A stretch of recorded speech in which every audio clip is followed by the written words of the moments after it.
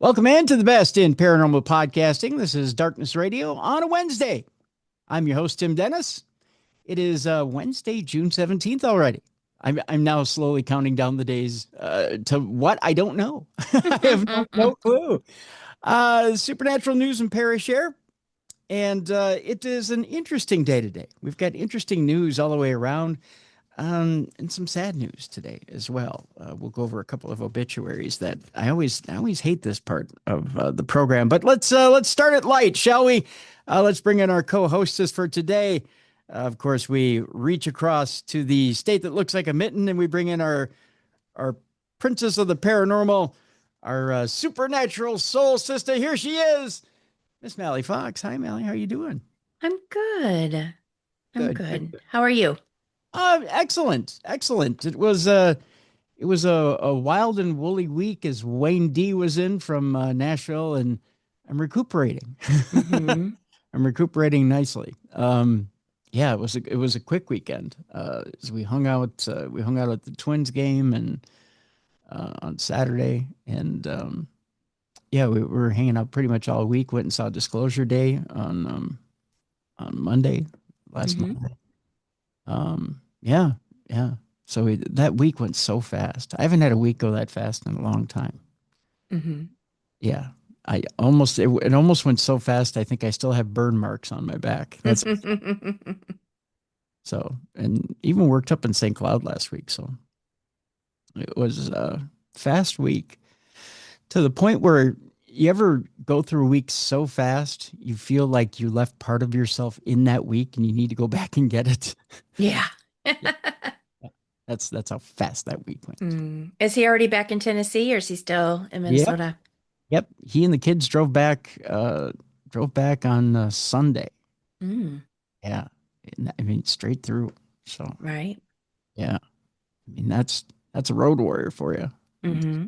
Get on the road, boom, you're back, and he was back at work on Monday. So Gotcha.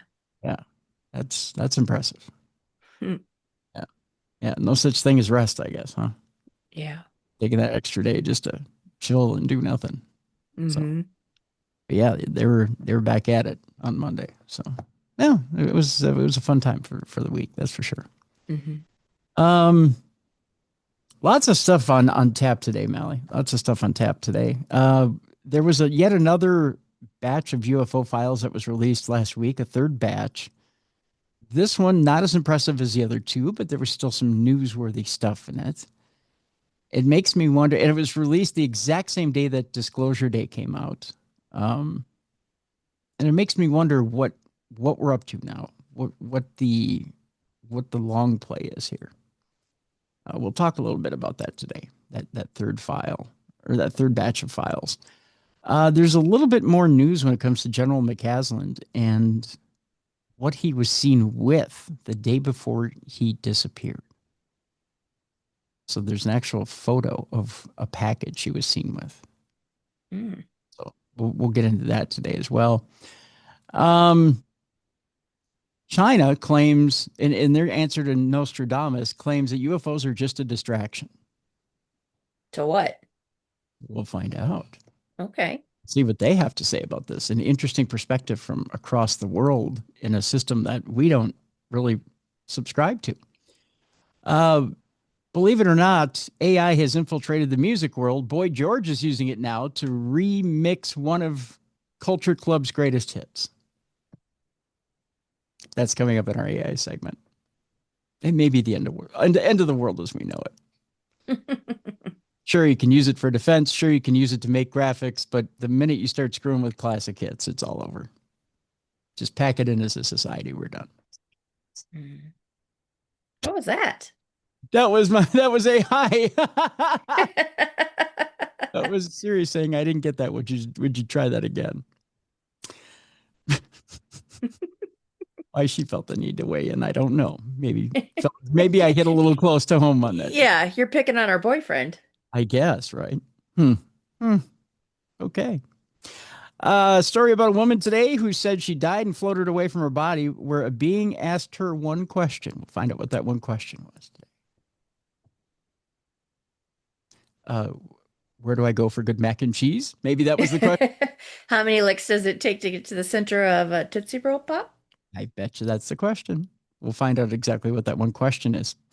Demonized called hysterical the rise of witchcraft retreats where U.S. women go to defy man in church. We'll talk about that today. I think we used to just call those women's socials. I don't think they're actually called witchcraft retreats. I think some guy got it totally wrong and just wrote an article about it. But we'll find out more about it today. I think it's totally been misconstrued, but we'll find out more. And our palate cleanser today is actually encouraging for those of you who have issues with arthritis. Oh, okay. It's an uplifting one today.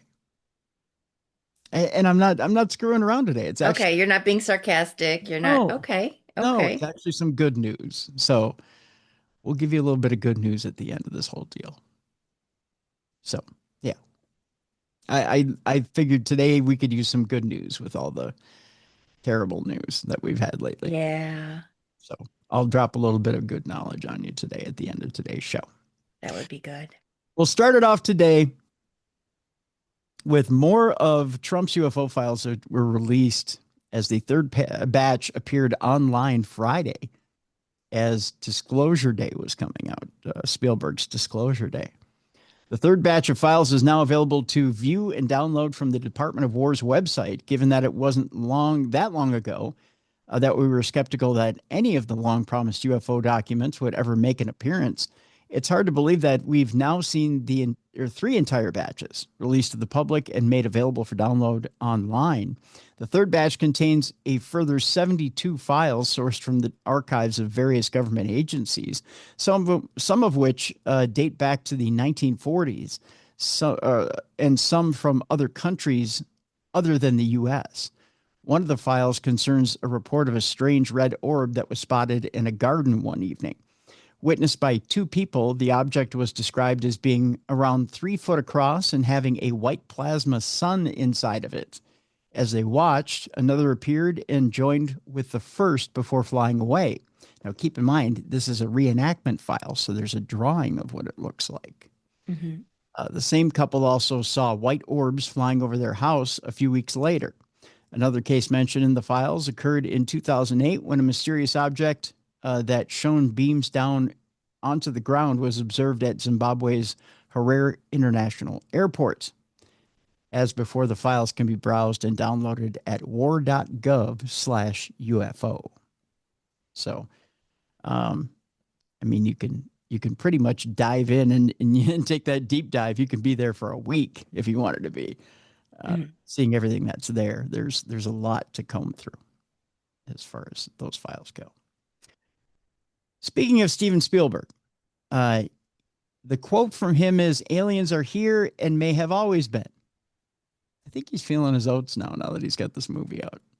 You think so? What if he came out and said, I'm a half alien, half being? You know what I mean? Like an alien human hybrid? Yeah. I think it'd be about time for him to fess up. That's what I think. But it'd be interesting if he did. The legendary director whose new movie Disclosure Day is currently hitting the box office has offered his own views on aliens. If I remember right, it was not only number one, but number one with a bullet at the box office this weekend. Considering how many movies Spielberg has made about aliens, it is perhaps no surprise that he has kept a keen eye on the latest news and revelations pertaining to the UFO phenomena over the years. From friendly visitors to hostile conquerors, his portrayals of extraterrestrials are wide and varied, inspiring generations of children who grew up watching them. But what does Spielberg himself believe when it comes to the possibility of aliens visiting the Earth? Well, speaking to CBS News recently, he revealed that he was particularly open to the idea. He said, based on the circumstantial evidence of everything that I've gathered throughout my whole life, everybody I've listened to and every documentary that I've ever watched and all the testimonies in Congress that I've heard, I absolutely think that they've been here and they are here, he said. And who knows? Maybe they've always been here. The director also noted, however, that despite being an ambassador to aliens through his movies, he hadn't actually encountered any extraterrestrials himself.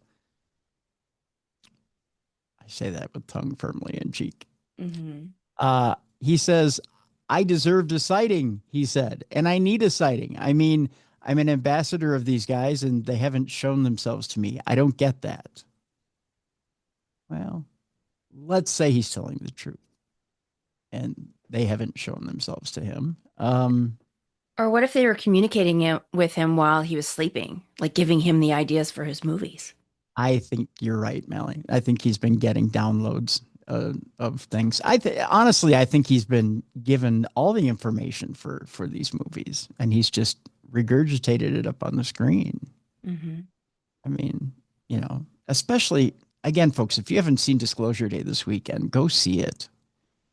And a lot of the last 20 to 30 minutes of the film, when you're looking at what's on the screen, there's no way you can come away from that and say that he hasn't seen inside government documents and films, that he hasn't seen all this stuff on video.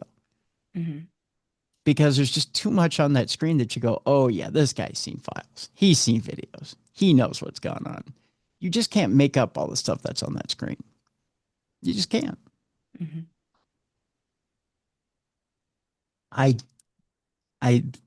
am firmly in the camp that he's been in the camp of the government for 40, 50 years and knows. So you like Governor Jesse Ventura used to say, you tell me, Mallie. You tell me if you don't think that Spielberg isn't in bed with the government. You tell me. All right. Our next story is talking about the mystery deepening of a missing UFO-linked Air Force general as a new photo reveals the final moments before he vanished. A new picture of the missing Air Force general allegedly tied to UFO secrets has opened even a greater mystery about the final hours before he vanished. The photo captured retired Major General William Neal McCaslin exiting a local sporting goods store in New Mexico with a mysterious parcel just a day before he walked out of his new Albuquerque, New Mexico home on February 27th. The new clue was released by the Bernalillo, however you pronounce it, County Sheriff's Office after a Freedom of Information Act request by Lauren Conlin, a reporter at Los Angeles Magazine. McCaslin was seen during the day wearing sunglasses and appearing alert and composed as he walked out of the REI with a large white shipping bag and another smaller item tucked under his left arm.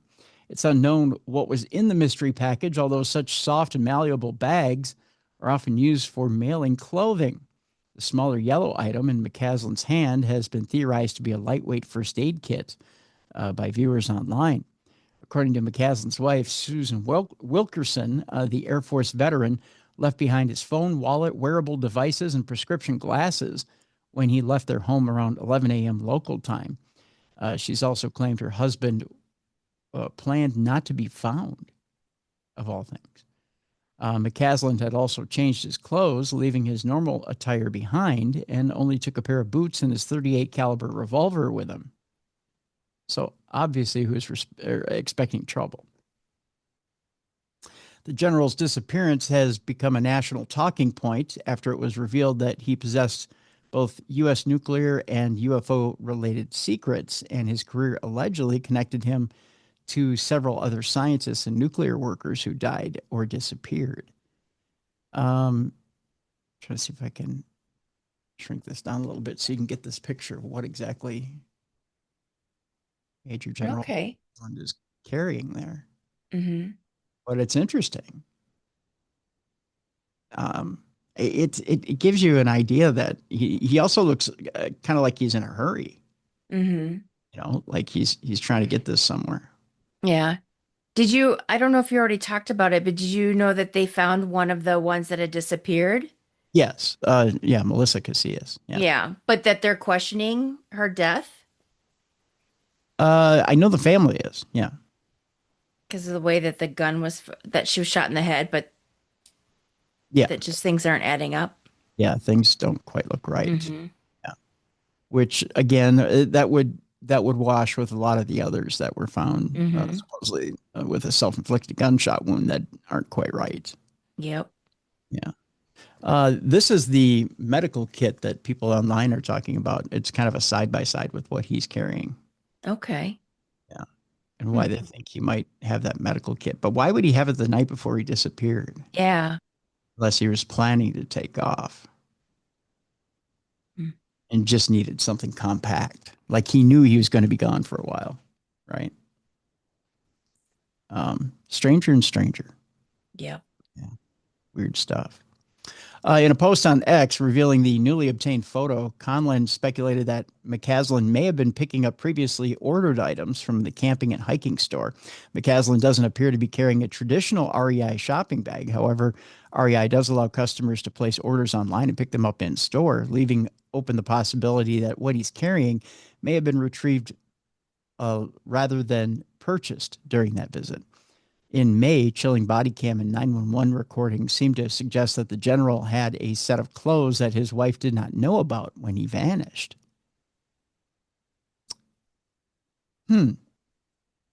So that suggests that maybe he had like a go kit Hmm. in case he needed to get out of there quick. Wilkerson was heard telling a 911 dispatcher in February he's left his phone. He changed his clothes into I don't know what. I think he's on foot. Those recently released recordings also seem to dispute Wilkerson's claims on social media that her husband did not possess any up-to-date classified information. Police were speaking to an unidentified female witness on the phone who claimed she and members of the U.S. Space Force had dinner with McCaslin the night before he vanished. The unnamed caller claimed she worked for McCaslin, or worked with him rather, who was still a member of the Kirkland Partnership, a nonprofit working to protect and expand Kirkland Air Force Base, a major research facility with nuclear weapons and a lab in New Mexico. The retired general reportedly met with the group at the restaurant in Albuquerque around 6 p.m. local time, possibly minutes or hours after the photo in REI was taken. It's just bizarre the way that this is all playing out. Hmm. I So maybe he disappears, but he disappears because now he's become part of a black project, Oh, that could be. or Hmm. maybe he's agreed to become part of another project where he doesn't come back, right? And he can't tell the wife about it. Maybe he's been selected for one of the first Pioneer missions to Mars where he's not going to come back. I don't know. You know, Although it's an odd way of going about it, I just Right. go to Mars. I'm not going to tell my wife about it. I'm gone. Hmm. That's odd, right? Yeah. The way my mind works, it's more sinister than that. Mhm. I I would think if think, he was on a secret project going to Mars or something, he would have told his wife something or instead of making her worried. I brought this up with one of our guests recently. If you were given the scenario of, okay, this disclosure thing's going to happen, and the people inside government give you the option of you can meet the aliens that we've been dealing with over the last 50 Hmm. years, and better yet, we're going to let you document them, but you have to leave family completely behind. Um, this is your chance. You're going to be part of a team that's going to go document them. But when you go document them, you're going to leave us forever. You're going to be, basically in camp with them for the rest of your life. You're just going to send us back video and you're going to report back, but you're going to be in camp with them for the rest of your life. They're going to take care of you. They'll take the best care of you you've ever had. And by all means, you're not expendable or anything like that. Um, but you have to live as one of them in order to get the idea of what it is they do on a daily basis, in order to report that authentic experience back to us, because we want to get to know them before they actually come to visit us. So you're kind of the propaganda machine, Mm-hmm. right? Um, so what if he's one of that team? And he knows that my wife will never go for this. She'll say, no, absolutely not. I'm not losing you for the rest of my life. You got to think about us first. He already knows what the answer is, but he's too excited. This is what he grew up wanting to do. And he's got one shot to be embedded with this alien team. So he just makes a decision. I'll just disappear. It's kind of a selfish deal, but He could why have not? at least left a note, though. But you can't, especially if it's top secret. You can't leave anything. You have to disappear without a trace. The only way you would know is after everything is disclosed, after everything is on the table and we find out that aliens are real. We have a crew up there that's been sending back videos. Then you could know. But by then it's too late. I know it seems like kind of an odd. Right. Well, he's very selfish. Is he though? Because he did it for humanity. Mm. So that humanity wouldn't get into a war with these creatures. Because it's a war we wouldn't be able to win. He did it in the name of peace. And in that consideration, he put himself before humanity. It's kind of noble. I mean, it's not fair to her, right? Mm-mm. Not fair to Or her, his children, or his children, or his family, or neighbors, or friends, or anybody in his life. But he sacrificed a few for the greater good. Now, when I put that scenario in front of one of our guests recently, a scientist, he said, "Oh yeah, sign me up. I'm ready. I'll do it tomorrow." But does that scientist have children? Yep. I'm just thinking of the children. He has children, grandchildren, a wife. Mm. He said, "Absolutely, I'll do it tomorrow." Mm. He said, "I'll even say goodbye to my dog." And I love my dog more than anything. But, it's the idea of the greater good, versus a few. That's pretty noble, you know, because you're not going to get fame or riches or anything like that from it. You're just the guy who's putting yourself in the line of, in the line of duty. I don't know. Would you do something like that, Mallie? I don't know. If it's for the greater good, possibly. But if it's not for the greater good, but it's for like my benefit or like a small group's benefit, probably not. I wouldn't do it. I'd put my family first. But if it's for the world's greater good, then probably I'd sacrifice myself. I'd have to But do some really hard thinking. I might. I'm not gonna lie. I shouldn't say probably would, but I'd have a good hard think about it. It'd be hard for right. me not to, Yeah. but it just depends on circumstances here. Hmm. You know, if I really felt like nobody would miss me, if I had that feeling deep in my heart, Yeah. like, after a couple of years, I'd be an afterthought. I'd go. I mean, if it's to save a billion people, Yeah. yes. If it's to save a billion people, if I'm saving people, but if it's just for like science, no. You know what I mean? Hmm. Uh-uh. But if it's to save people, okay. In the end, I mean, I think you're saving, if not saving people, you're saving a lot of heartache for people, or you're saving a lot of undue violence, a lot of undue misunderstanding, um, a lot of undue heartache. There's an end game to it, sure. You know, yeah. I mean, there's some good to be done. Let's move on. NASA has revealed the crew of its upcoming Artemis 3 mission. That was done as well over the last week.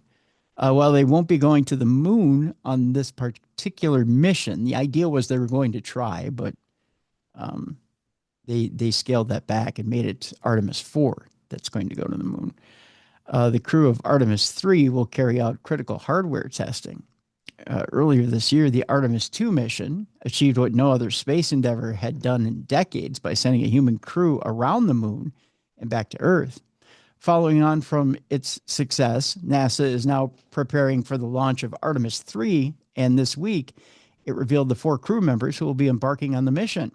These are NASA astronauts Randy Bresnik, who's the commander, Andre Douglas, the mission specialist, Frank Rubio, who's the mission specialist, and ESA astronaut Luca Parmitano, who is the pilot.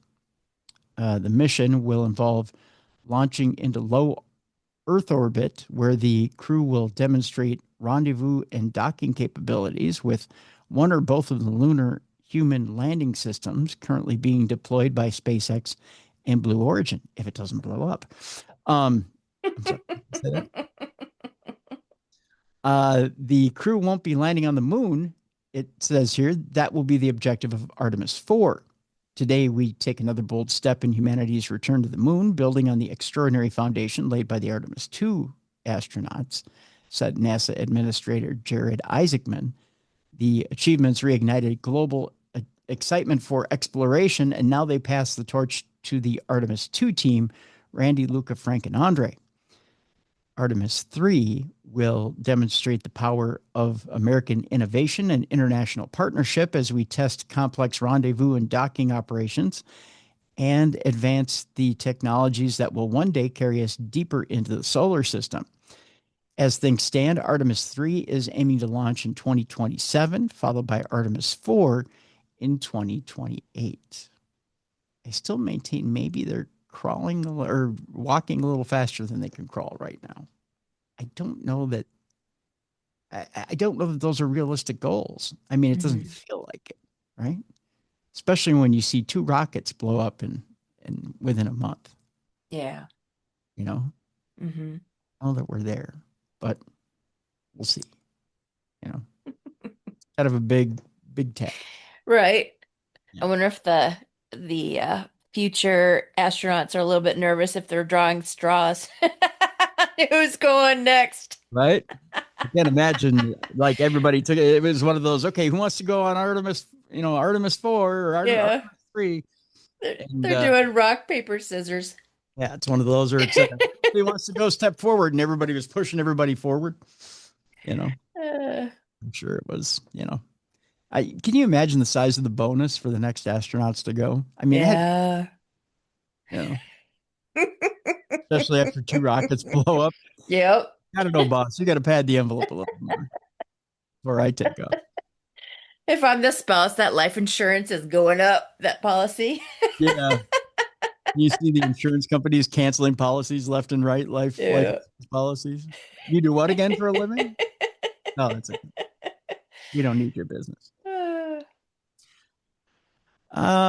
With everything that's going on, there's a fresh push for the release of files on Brazil's Virginia UFO incident. The case has remained a mystery for decades, prompting lawmakers to demand the release of all related documents. With the U.S. government having already provided 2 significant releases of material related to the UFO phenomena, it seems that now, perhaps more than ever, it may be a good time to push for the release of answers to questions surrounding some of the world's most prolific UFO cases. One of these in particular seems to have been recently gaining the spotlight.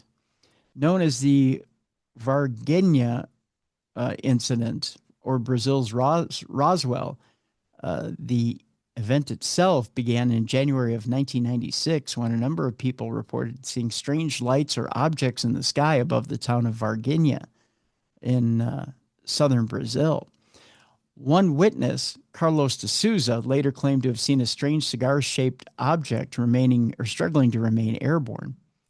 It looked like a washing machine struggling and fighting to keep its altitude, he said, during an interview recorded shortly afterwards.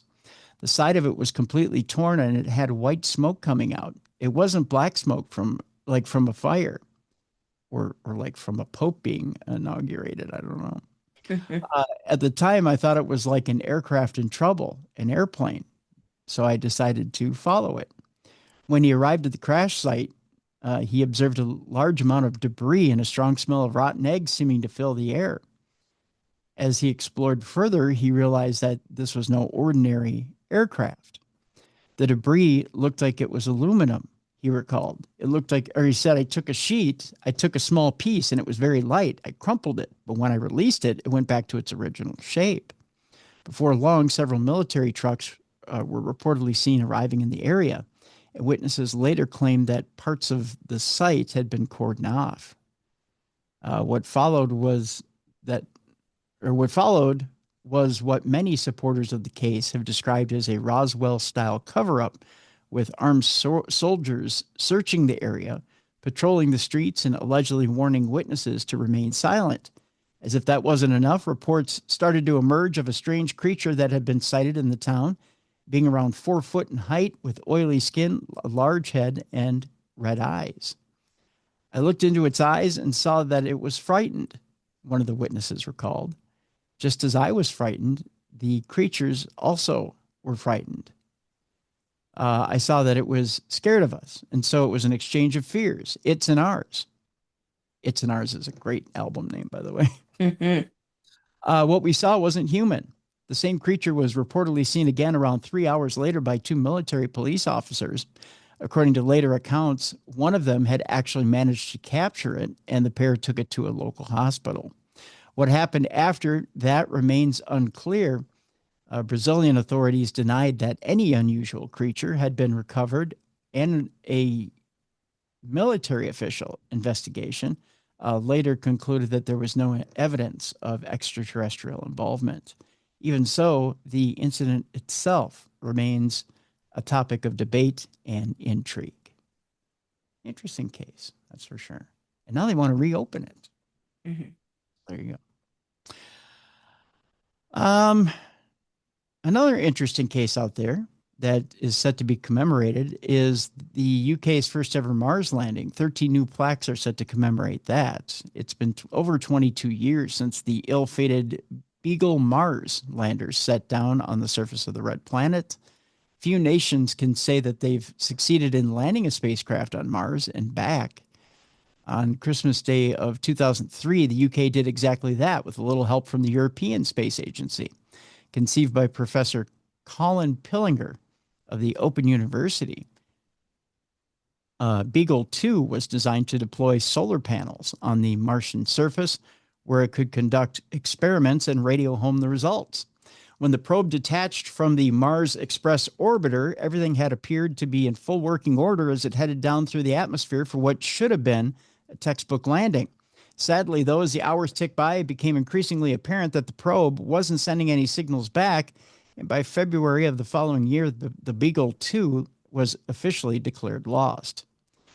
The probe's fate would go on to remain a complete mystery until 2015, when NASA and its Mars Reconnaissance Orbiter finally messaged to capture an image of it on the surface of the planet.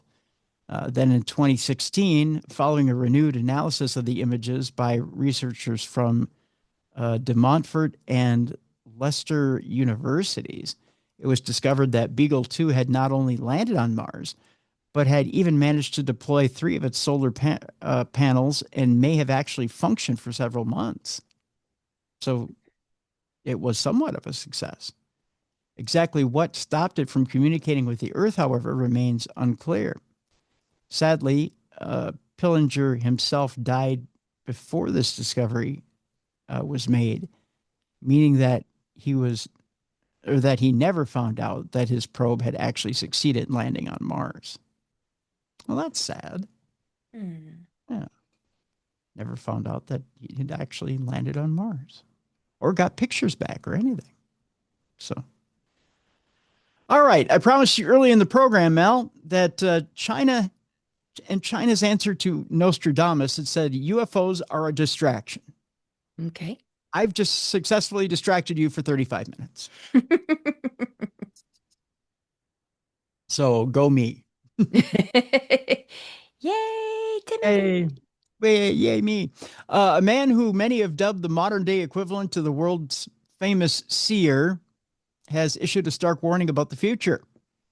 Zhang Q-kin, who's a Chinese Canadian science educator.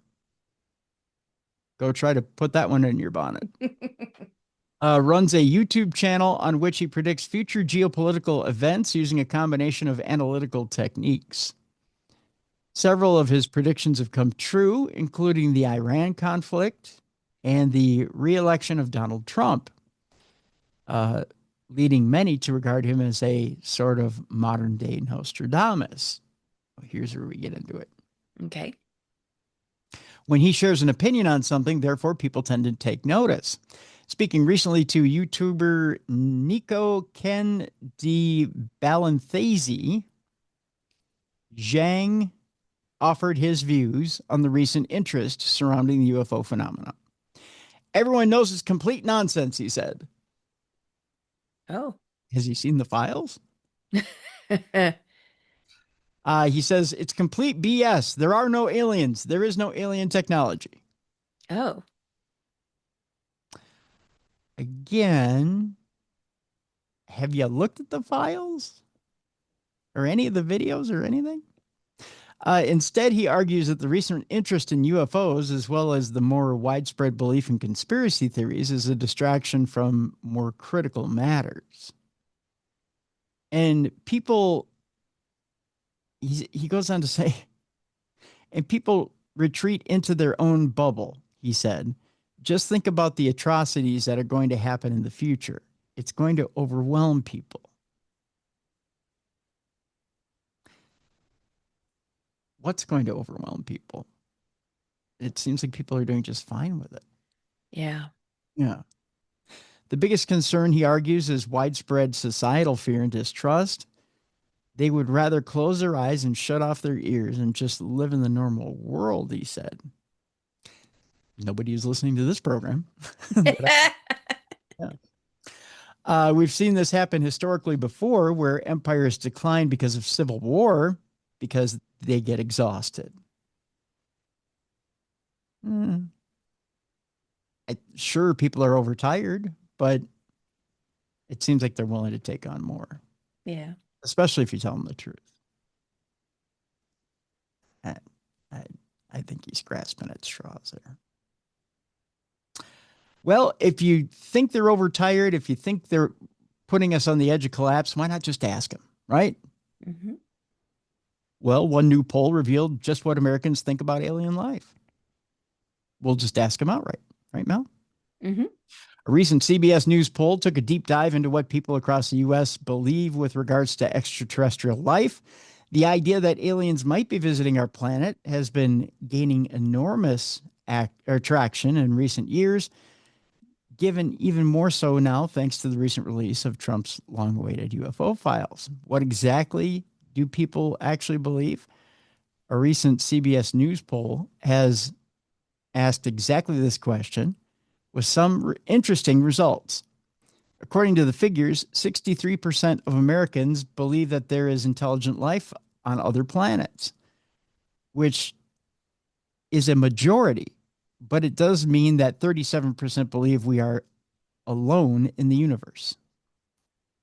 Still a pretty big number for what's been presented on a screen. Mm-hmm. So people have actually seen what they've seen and went, nope, we're still alone. All right. It's good to be skeptical.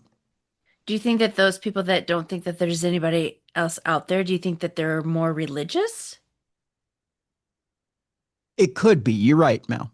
It could be they're religious and they think what they're looking at is a demon or a trick. Mm-hmm. Or it could be AI, or it could be, yeah, I think you're right. I think they think they're looking at something other than what's being presented at face value. Yeah. The poll is also asked when we would likely have contact with intelligent extraterrestrials. Only 21% believe that this has already happened. 46% believe it will happen in the future. A further 33% believe that it will never happen at all. I might bump. I like your facial expression on that one. Yeah. I might bump those numbers up a little bit, but I get it. When asked how they would feel about meeting intelligent aliens, most people reported that they would be curious, while others expressed nervousness and nervousness and excitement, not indifference, but nervousness and excitement. Less than a third claimed that they would be scared, and only 14% said they would remain calm. That's not good. You should remain calm. Mm-hmm. Your first instinct should not be to freak out on an alien. As for what UFOs might be, the results are mostly split down the middle. 51% believe that they could be alien spacecraft. 41% are favoring conventional human-made objects. That's healthy, I think. To look at one of these craft and go, I don't necessarily believe this came from the other side of the universe. Mm-hmm. This could just be someone traveling back in time to warn us that, we're not being very good to ourselves. Mm-hmm. Which I'm okay with that. I'm okay with that theory, if you want to believe it. I think that's a healthy theory to have. All right. When we come back, we will bond a fair adieu to a couple of friends. Yeah. Passed away this last week in the paranormal. We'll also do a couple of stories having to do with ghosts. We've got a couple of ghost stories coming up. We'll talk witch conventions. Not witch conventions, but witch conventions. Why are women flocking to them and women only? That's coming up. Also, I didn't include it in that last segment, but the son of the Concorde is being tested by NASA. Imagine, if you will, Mallie, going 713 miles an hour and being able to get over to Europe in 4 hours. It's a thing. Okay. And it's a reality. So we'll discuss it just a bit. We will talk simultaneously about the sea, a whale graveyard, and an invasive fish that can survive out of water. I know they say it's impossible for fish. You hear the saying of like a fish out of water. Uh-huh. Imagine that a fish can survive out of water. It's real. We'll tell you about it when we come back. And our palate cleanser today is some good news. For once. For arthritis sufferers. It's coming up at the end of the program. Supernatural news and Parashare with your buddies Tim and Mallie. When we come back, all that and much, much more right here on the best in paranormal podcasting. This is Darkness Radio.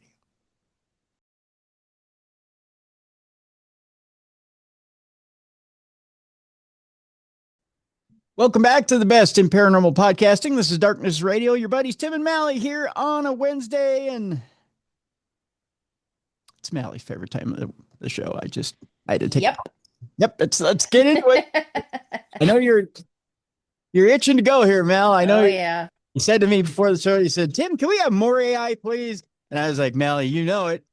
Yeah, that's exactly what I said. Yeah, I know.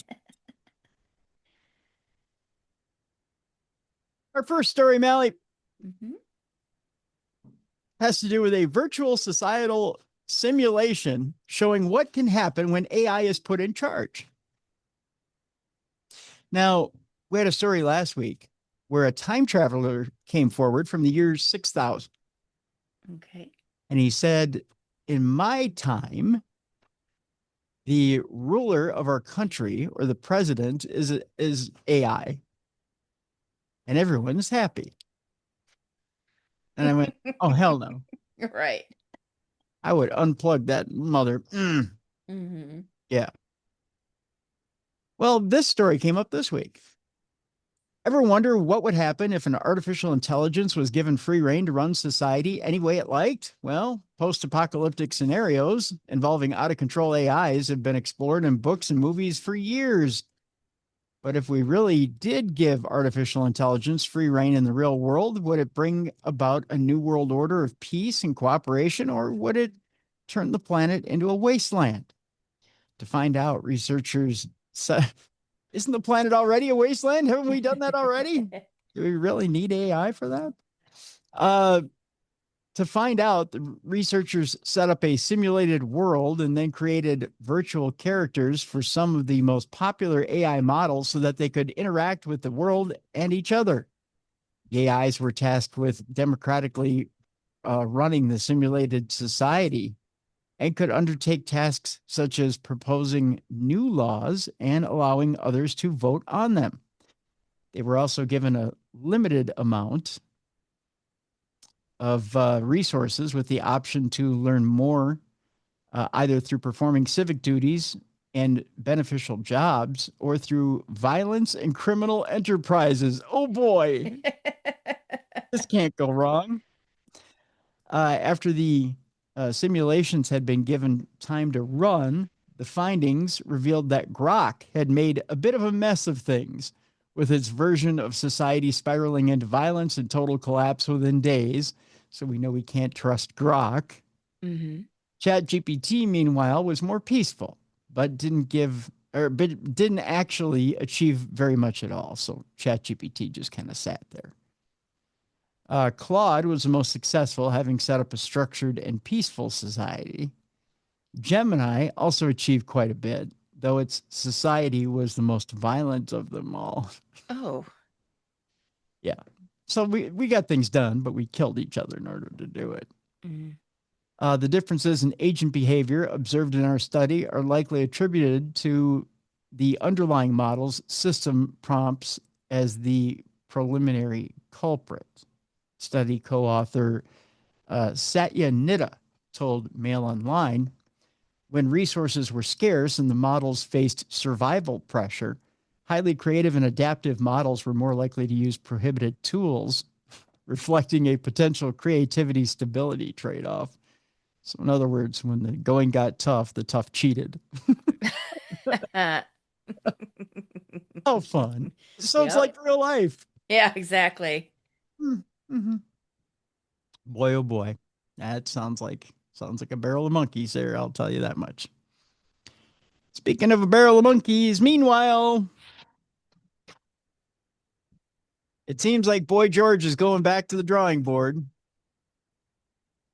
And as he does so, he's using AI to record classic hit Karma Chameleon and regain control. Mm. In other words, I don't think he owns the publishing for this, or if he does, he's trying to get it back in his favor. A new version of Culture Club classic Karma Chameleon has been recorded by Boy George using AI to recreate his 22-year-old voice and help regain control of his music. Boy, I just looked at this picture they have of him. Uh-huh. Not favorable. Right? Boy George has used AI to re-record Culture Club classic Karma Chameleon, say that 10 times fast, to reclaim ownership. The pop legend is launching a new company called Artists Included that uses AI-assisted re-recordings to recreate classic hits as an alternative to the original master recordings.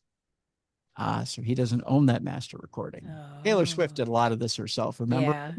Yeah, when she was trying to get her masters away from Scooter Braun, she re-recorded everything. Mm-hmm. The company's first release is newly recorded. It's a newly recorded version of the 1983 chart topper Karma Chameleon that uses artificial intelligence to recreate George's 22-year-old voice to help regain control of his music. It's hard to get excited about something that you don't control, said George. This gives me an opportunity, not just me, but other artists, to have a different relationship with those songs. A recent licensing deal involving the original Karma Chameleon recording made almost $4 million for the owner of the master and publishing rights rather than to George himself. Oh, So, that yeah. sucks. Of course he wants to get in on this, right? Of course he wants to try and, drum up some scratch off this deal. Although it's going to be tough for him.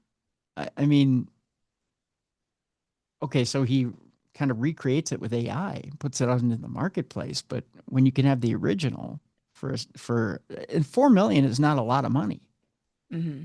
for the original. Why would you go get an AI version unless you're going to undercut the original? Yeah. I mean, it just doesn't make a lot of sense. Right? I wonder if it'll sound better. That's a good question. Let's see what else it has to say here. Boy George's manager says that Paul, his name is Paul Kemsley, says, Oh, PK.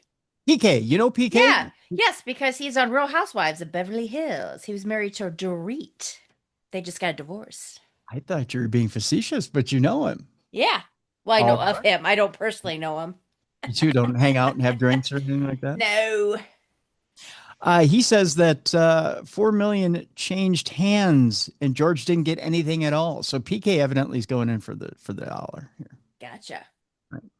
Rather than pursue a traditional re-recording like a Taylor Swift had done, like I had mentioned before, to try and get those rights away from Scooter Braun, George and Kemsley decided to use AI to recreate the singer's original 1983 vocal closely for future licensing opportunities. George, who recently competed at Eurovision, said, "When I heard it, I was absolutely gobsmacked. It sounds like another take from that original session." So I guess I'm a little confused. So he didn't have to do anything on this. Oh. It was the AI that did the singing. Oh. Oh. Okay. That's unusual. It says, oh no, he did. He did have to do something. Okay, so it says here George recorded a new vocal performance, which was then processed using an AI model trained on archival recordings and materials associated with his own voice. So it's kind of like voice processing, I guess. Okay. All right. Yeah. The final recording is not an AI generated Boy George performance, but a new performance by Boy George filtered through technology. He added, "It has the sound of me at 22 years old with all the experience of everything that I've learned." Kemsley told The Hollywood Reporter, "AI is used correctly, or if it is, it can return value to the original creator." Well, if it sounds halfway decent Mm-hmm. when you listen to it on record, imagine like someone like Frank Sinatra, if he would have had it back when he was alive. Or someone like, I hate to say it because lately his singing has not been good, but Paul McCartney. Oh, I haven't heard his recent Ooh, songs. his live stuff has been horrendous. Mm. If you could do that in the studio with Paul, that would be wonderful, right? I mean, Mm-hmm. you could add years where there are none, right? Mm-hmm. Um, I mean, and I'm not trying to dog Paul McCartney at all. I enjoy the man, and he's still got the chops to make songs. It's just that his voice is shot. I mean, you can only sing for so long, and then Right. your voice deteriorates, right? I mean, we hit our prime in what, our 30s and 40s as far as singers go, and then it's downhill from there. You start crooning in your 50s and 60s. After that, you have nothing. There's just Mm-hmm. nothing there. And poor Paul, he's up there and he's into Oh, a that's a microphone. shame. Yeah, and Yeah. and you can hear his voice has gone high and wispy, Mm. and it cracks, and it's painful to listen to. And you know, I can't imagine the man needs money, but I think it's more artistic. He has things to say. Yeah. Well, if he has things to say, then hmm, you know, let him say it. But maybe there's a way to help his voice with AI. All right, one more. Meanwhile, there's good news, Mallie. Okay. You can now get a religious exemption from using AI at work. Okay. This is your one chance to get a religious exemption from using this segment here. In a strongly worded rebuke last month, Pope Leo called for AI to be disarmed. Criticism comes amid rapidly growing backlash to the tech, with countless workers becoming frustrated after being forced to use AI, even when the productivity benefits that it offers are questionable. Now, a 34-year-old software engineer named Aaron Moss, who works for a tech entertainment company in North Carolina, may have found an ingenious workaround. As Business Insider reports, Moss has secured a religious exemption, effectively allowing her to skip using AI for her work. She's either onto something or she's on something, one or the other. Moss is a Unitarian Universalist, a pluralistic religion that is rooted in the inherent worth of every person. In April, she argued that AI didn't align with her religious beliefs, citing environmental and ethical concerns. Ooh, I like it. In mid-May, her employer granted her the unusual accommodation. I'm writing my code and reviewing my code by hand, which seems to be crazy, she told BI. Just 2 years ago, how else would you do it? While Moss may be a member of the Catholic Church, or may not be a member of the Catholic Church, Pope Leo's most recent calls for stronger AI controls highlights a growing schism between religious beliefs and the broad intrusion of AI into everyday life. That's not to mention the very real concerns over increased pollution and rampant water usage, environmentally damaging side effects that have raised plenty of non-faith-based objections as well. The opposition, particularly against data centers, has grown into a major bipartisan issues. Netizens were amazed by Moss's religious exemption. The funniest possible outcome of the AI mandate era is about to be HR departments discovering that sincerely held religious beliefs under Title VII has a much lower bar than they assumed. And Pope Leo handed every Catholic employee a written excuse, tweeted San Francisco-based startup founder Corey Quinn. The Title VII of the Civil Rights Act prohibits employment discrimination and retaliation based on race, color, national origin, religion, and sex. According to BI, the Unitarian Universalist Association doesn't have a firm stance on the use of AI yet, but is currently developing a policy. So to make that jump might have been a little bit of an assumption. Other employers could soon face similar opposition from their AI-opposed staffers as well, especially now that Moss has opened the floodgates. Congratulations to her. You've now incorporated it into your religion. I can't do that because it's against my religion. I need to write my code by hand. It's got to be incredibly hard, but anything to get away from using AI, right? All right. Yeah. We'll take it. Let's switch gears here. And we'll switch gears into a little bit more of a serious thing. We lost a couple of friends here this past week in the paranormal. And it was a sad week indeed, probably one of the most sad weeks we've had in quite a while in the paranormal field. We'll start off by talking about Jeff Sylvia. Jeff was 60 years old, passed away tragically in the arms of his wife of heart failure.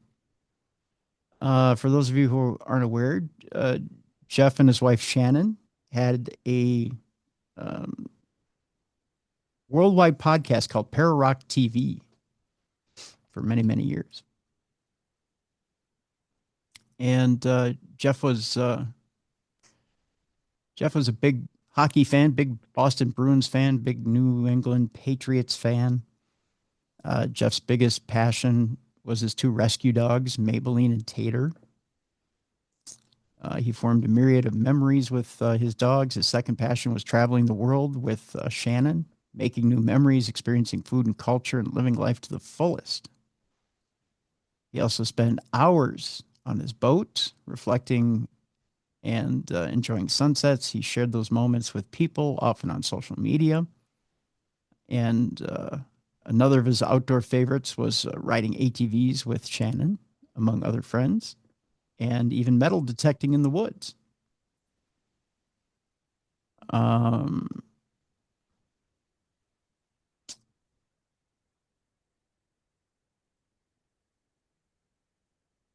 Jeff's celebration of life will be scheduled later on in the future.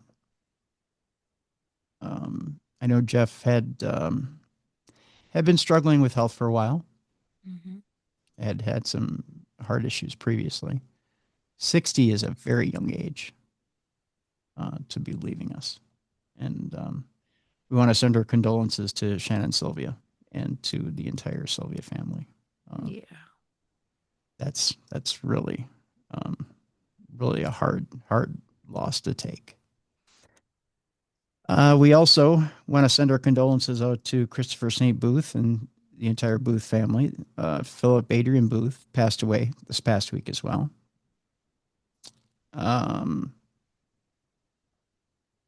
If I were to tell you that Philip passed away at the age of 66, would you believe it? Doesn't seem like it. No. Together, the Booth brothers produced many films you've seen on the Sci-Fi Channel and on Universal TV. Among those, Spooked, The Ghosts of Waverly Hills Sanatorium, Death Tunnel, Children of the Grave, The Haunted Boy, The Secret Diary of the Exorcist, Children of the Grave 2, The Exorcist File. There is a documentary that will be finished up by Christopher, having to do with their switch back to, I should say, music. They went viral a couple of years ago on TikTok when someone had found their music from the 80s. We had them on this very program talking about it. And I meant to grab the clip today, but I had a little bit of a hard time doing it. Where Philip talked about what it felt like to pick up that guitar for the first time. Philip absolutely, you could tell it was like a piece of him was disconnected when he put the guitar down. But when he picked it back up again,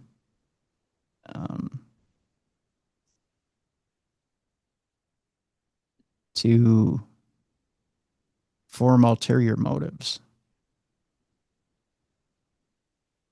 it reinvigorated him. It gave him a new direction. And it was like he found a lost part of himself to reintroduce himself to music. New creative juices started to flow. And it's true what people say. You're not creative in one lane alone. You know, you're not just a filmmaker. You're not just a writer. You're not just an actor. You're creative in a lot of different lanes. And if you ever sat and listened to Philip play guitar, he was brilliant. Absolutely brilliant. And it's such a devastating loss that he left us so soon. I think it's safe to say that Christopher is devastated, being that that's his twin brother. It's like a part of him is missing, right? Like like losing a limb. I have plenty of personal memories of the two, which I think I'll keep to myself. But I can share this much on air. That when it came to the two of them, I don't think I've met two nicer, more genuine people in my life. Loving, caring people in my life. that if you ever needed anything or needed time from them, they were there in a heartbeat and are continue. And Christopher continues to be there, even in his time of grief, continues to be there for people. And it's hard to find people like that in this world that will put down their own burdens for other people. It's the best way I can put it, Mallie. Mm-hmm. And quite frequently, I would watch both Christopher and Philip put down their own burdens and go out and be there for other people.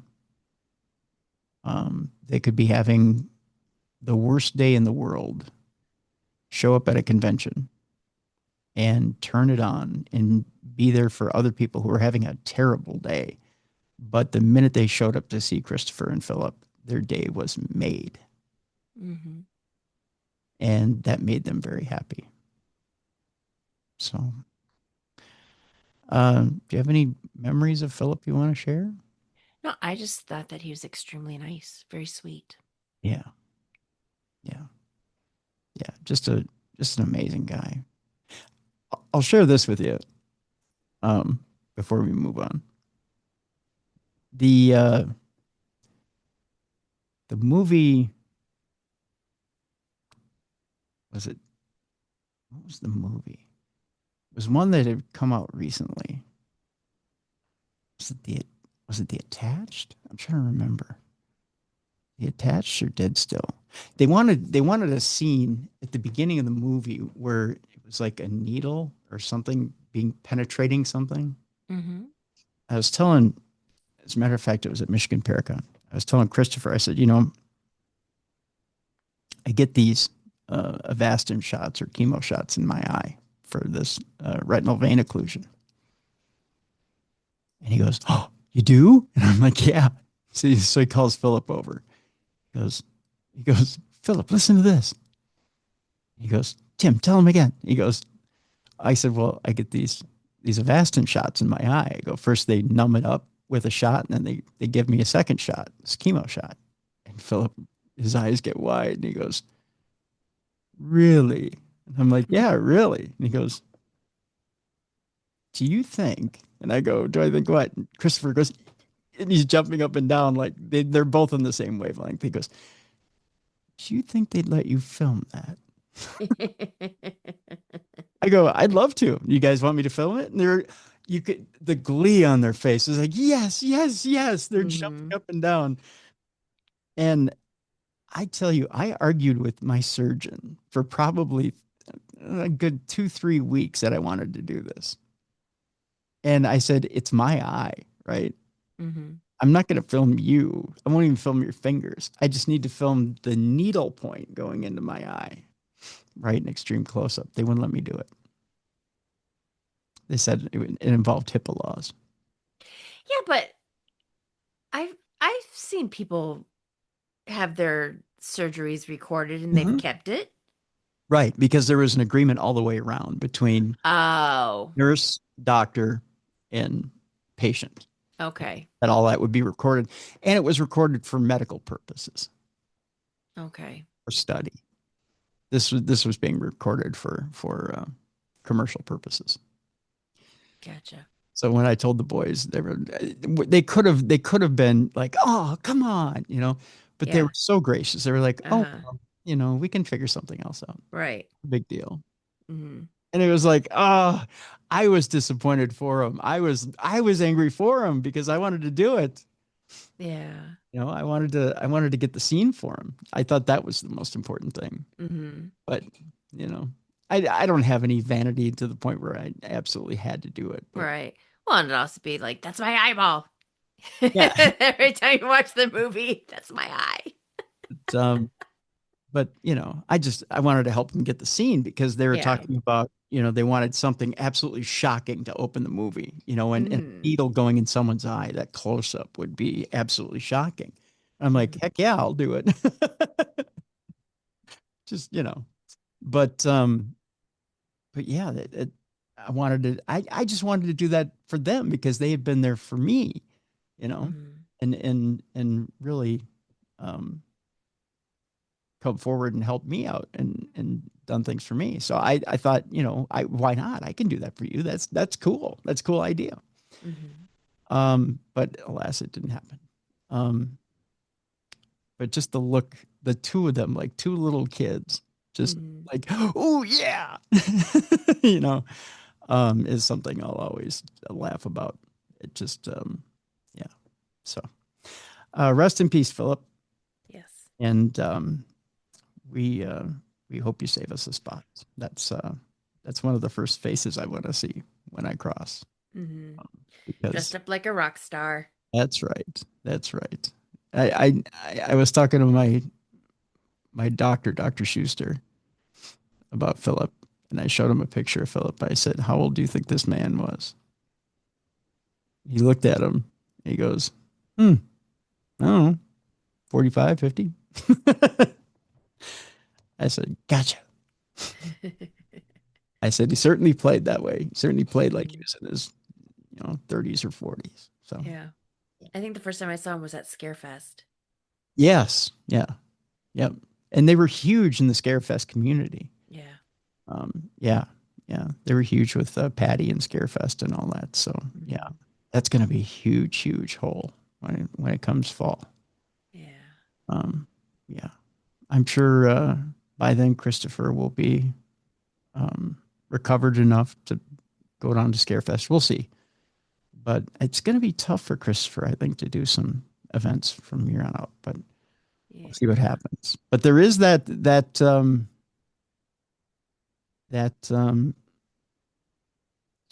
uh,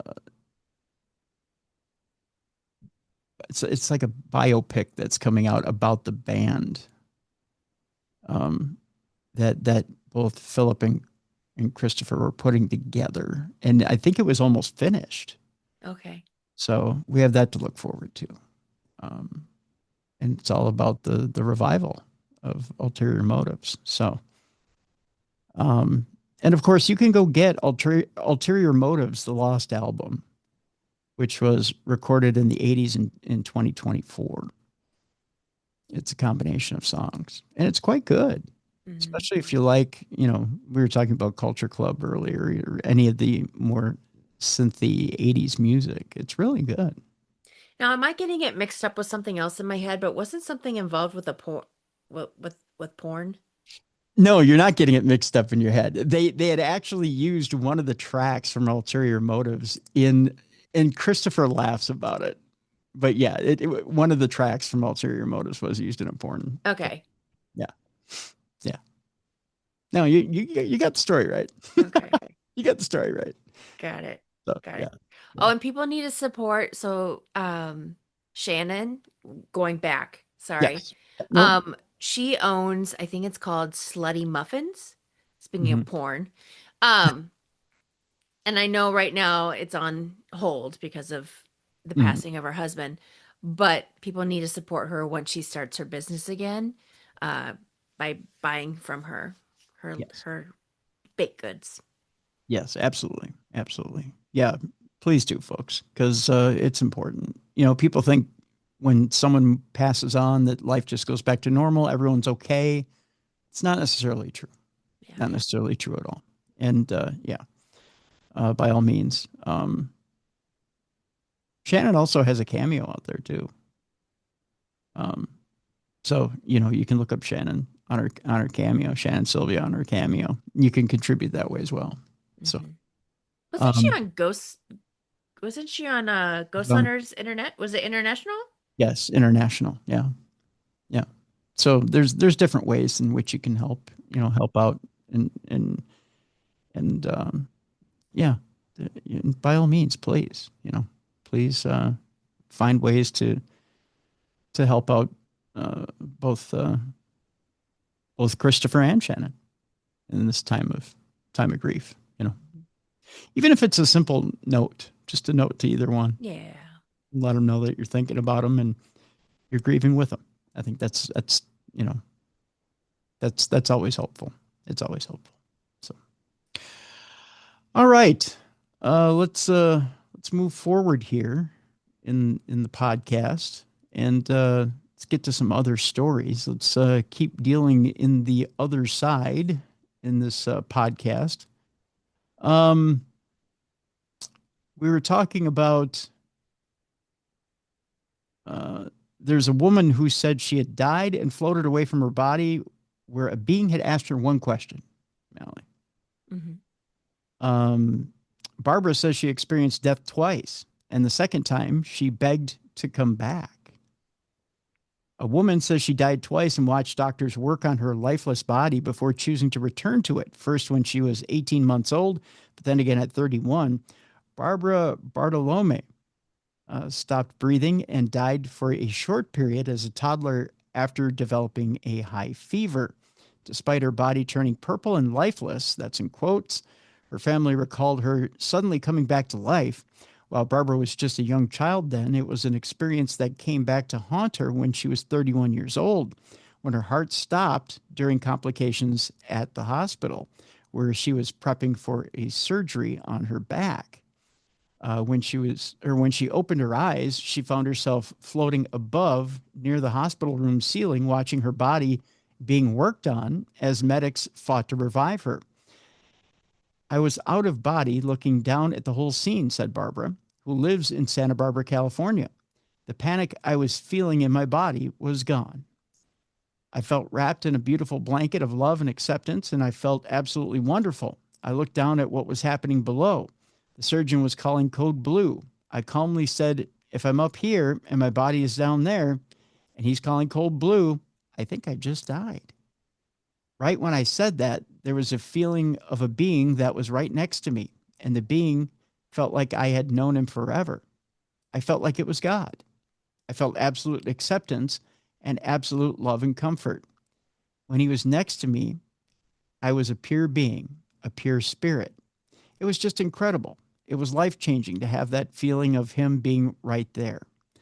I had been on the earth for 31 years at that time, but I felt it was way beyond that. In other words, she felt like she had been here longer than 31 years. Mhm. Barbara is now 69 years old and was in the hospital at the time back in December of 1987 for a laminectomy. A laminectomy discectomy, it says here, or decompression surgeries to treat nerve pain in her back. Part of the prep for the procedure included a myogram, where iodine is injected into the spinal cord in order to check for damage. But Barbara, who had welcomed her daughter Julie for just 4 months prior, and also a son Scott at home, claims an X-ray tech accidentally pressed a button that moved the table she was lying on, causing the dye to leak into her brain. Eh. Right. She began to feel faint prior to losing consciousness and waking up to see the room below, where the orthopedic surgeon and neurosurgeon, two X-ray techs, and a nurse began working to save her. Barbara recalls talking to the being next to her, while doctors and nurses panicked below and performed CPR on her. But worried about her young children, she knew she had to return to her body. She said, I was saying, I need to go back while I was watching everything down below. They had an oxygen mask on my face, and they were switching between that and chest compressions. As a medic applied a heart monitor, she saw herself flatline. She even recalls one surgeon saying, too much time has passed. She's going to be brain dead, before the other surgeon used his fist to pound on her chest. Barbara said, I watched my body while that happened and watched the whole thing from above, and my body jerked. I didn't go back into my body, but up on the ceiling, as I was looking down, the being spoke to me. In what she describes as a beautiful voice, Barbara recalls being asked what she would do if she returned to herself. Flashes of bad memories crossed her mind, and she came to the realization that she needed to make some changes, including including ending her marriage and prioritizing herself and her children. She begged to return to her life. She said, the second I said it, the surgeon did the second thump and it restarted my heart. I opened up my eyes and I was back in my body with the oxygen mask on my face. They were all astonished. Barbara recalls them stabilizing her before she was able to talk and recount what had happened in detail. One of the surgeons freaked out and left the room with the other, while the other wanted her to repeat the tale. Barbara rested for the evening and had the planned surgery the following day, a laminectomy discectomy, and recovered in the hospital for 4 days, though she says no one would talk to her about the experience. Really? I would have talked to her about it. I don't know. They probably don't they didn't want to be reminded that they're going to be sued. Right. Yeah. Yeah. They probably didn't want to remind her of the mistakes that were made, especially if she saw the entire thing.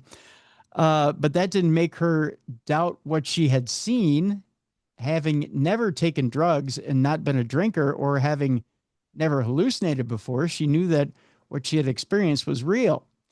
Barbara said, it was as real every time I thought about it as it was happening, as when it was happening. Talking about it now, if I were to shut my eyes, I would see down where the table is and where the people were. I could see the whole room. With no one able to believe her, Barbara didn't speak about it again for 12 years, but she kept her vow to the being, ending her marriage and becoming a single parent to her son and daughter. She wasn't sure if she would ever find love again, but decided to jot down a list of traits her ideal partner would have, and eventually went on to meet the man, her now husband, Victor. More than 3 decades on, he remains a strong supporter of hers and all that she went through as well. And Barbara slowly opened up to other people in her life too, including one of Julie's friends, mothers, who told her it was called a near-death experience and explained that other people online had shared similar accounts. Interesting story. Mm-hmm. I think it's funny nobody at the hospital would talk to her about it. Yeah. It's, of course, in the company of an attorney or someone in HR. Mm-hmm. And I'm sure the ex-husband was very happy about this. Yeah. He thinks everything's fine. Yeah. He's like, so, honey, we going to get back to the relationship or what? She's like, no, we're going to call a divorce attorney. Yeah. He goes to see how she's doing from surgery. Yeah. Little thing of bouquet of flowers. Yeah. I want a divorce. What? You what? But I'm making an honest effort. Not enough. Yeah. Not according to what God said. Yeah. There's this voice. They Yeah, basically said you suck.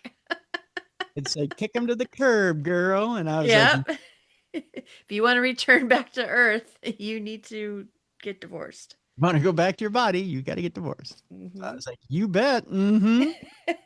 Done. That's right. Kick him to the curb. Mm-hmm. No questions asked. How would you like to get relationship advice from God and go, I don't think so. No, I'll skip that one. But that's okay. I loves my man. Start doing that stuff. Yeah. Mm-hmm. It's not like an episode of Maury. I don't think you could, necessarily tell God no, right? Yeah. Yeah. Our next story has to do with ghost kids that haunt the city center shop and leave tiny little footprints every night. Aw. Aw. It's the cutest little ghost story ever. Would you get pissed off because they were leaving ghost footprints after you had mopped the floor? That wouldn't bug me as much as handprints. Oh, yeah. There's that. Yeah. Mm-hmm. They left little handprints. Yeah, that's harder to get off. Yeah, true. Staff at a city center electrical shop say that they're being hounded by eerie goings-on that make your skin crawl, including barefoot child-sized footprints and there are handprints. I'm sorry. Oh. Yeah. It's too soon. Yeah. And handprints mysteriously appearing on freshly mopped floors. What are they, crawling around like monkeys? Why are there handprints on the floors? Yeah. Workers at the appliance store located in the heart of Mendoza, Argentina, told the Mendoza Post that the activity has ramped up in recent weeks, and now they feel it's impossible to ignore. According to the team, the spooky streak began as a series of odd, explainable moments, strange noises out back, the odd scuff mark where there should be none, but then came clear prints that looked like the wet impression of little feet and tiny hands. Oh, that's so cute. Dotted around the shop floor one morning. despite the place being scrubbed spotless at close. We thought, let's document it. We took photos. We checked the cameras to see what was happening. One spokesperson said. Another added, it gives you a weird feeling, but like there's something else here. Critically, the store's alarms reportedly never triggered. The CCTV showed no one in and no one's passing, and yet the marks kept turning up by opening time of the store. What really rattled the staff was the shape and size of the impressions. When we close, we clean. We wash the floor, a worker told Mendoza Post. When we arrive in the morning, there are footprints like barefoot children's feet in different parts of the store. Well, they're looking around. Mm-hmm. Probably looking for like Pop-Tarts and stuff. And all you got is electrical stuff around.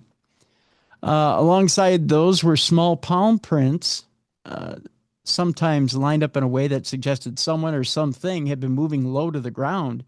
It's like they'd been crawling through the shop, another employee remarked. The pattern, they claim, has turned into a strange routine. The evening clean banishes all marks. The morning reveals fresh ones in new spots. Oh, so they're active in the early morning. It leaves you with a strange sensation, said a warehouse worker. At first, we thought the noises were bleeding in from nearby businesses. Now we don't know. In the back, in the back where boxes of blenders and TVs sit stacked high. The team reports bumps, shuffles, and odd clatter, even when just one person is working alone. There are sounds, movements. One said, we thought it could be from neighboring shops, but now we're not so sure. With curiosity morphing into concern, the crew dug into the site's history and claimed that they uncovered an eerie echo of the past. Before it was an appliance showroom, the corner of Cal España and General Paz was once an area of modest low houses and bustling tenements, according to the staff's research. Nearby ran the railway, and the neighborhood teemed with immigrant families seeking a start. In the past, the place would have had the children scurrying about from dawn till dusk. That has the shop workers wondering whether yesterday's footsteps are somehow imprinting on today. That's a tongue twister. Mm-hmm. And you said that there was video that they set up? Yeah, they had set up video. I'm trying to see if it's attached to this article, however. Because I thought you said camera, but I didn't know about video. Because I'm like, what if it's because what is it called when they live in their ceiling? Is it frogging? What is it? Because what if it's like kids living in the ceilings? Oh, yeah. If it's someone who's living in the ceiling, yes. Yeah, that they come down and then, yeah. But this is an actual ghost. Yeah. Mm-hmm. I get what you're saying, that maybe there's a kid living in the place and they're just coming out and making marks and then ascending back into the ceiling. Uh-huh. No, I don't think this is it. Although that'd be something, wouldn't it? If you had kids living in your place. Now that's creepy. Yeah, that's creepier than a ghost. That's why I was wondering if there was like actual video or if they just, I don't have video. Although I'd rather prefer that video of the kids sneaking out of the ceiling. Oh, crawling around the store at night. That'd creep you out, right? Mm-hmm. Yeah. Huh. Now you're onto something, Mel. All right. We talked about a time traveler last week who was in from the year 6000, talking about how AI was running everything. There's now another time travel story this week, this time an eerie World War II photo sparking a wild time travel claim after viewers spotted an impossible detail. An image taken in the 1940s has resurfaced online while sparking wild time travel theories. over an apparent impossibility hidden in plain sight. The photograph captured on a busy street in, I believe this is Reykjavik, Iceland, Oh, okay. in 1943 during World War II, appears to show a smartly dressed man among a crowd of soldiers holding an object to his ear. The strange detail has fueled speculation that the unidentified figure was using a cell phone decades before the technology was invented. The first mobile phone, the Motorola Dynatac 8000X, went on sale in 1983, which was 40 years after this photo was taken. Christian Hoffman, whose family has had the photo for decades, previously shared the picture on Facebook, writing, "The American Army is taking over Icelandic splendor, as you can see. One thing that draws attention to this beautiful picture is that above the window in the corner of the middle of the picture, the man is leaning and is on a cell phone." The post has sparked a debate, with some Facebook users agreeing with Hoffman. Others suggested the man was scratching his ear and holding a watch to his ear to make sure that it was working. Hoffman, however, pushed the time traveler idea even further, noting he's in a stupor, standing alone, wearing a different headdress, and the others and a scarf, and acting like we would today. I'm going to show you this picture here in a minute, Mallie, so you can see what I'm talking about. The image was shared by Hoffman in 2016, but has resurfaced this week, captivating the internet with the possibility of time travel. The photo was also shared on X, where users speculated the man could be holding a little radio. However, the small transistor radio that actually wasn't released until the 1950s. So he couldn't be holding up a transistor to his ear. Right. One user joked, "Guy scratches ear 83 years later, gets accused of being a time traveler." Unless there were secret cell phone towers, a cell phone would be useless back then, another ex-user pointed out. Another theory was that the man may have been operating as a spy for the Axis powers.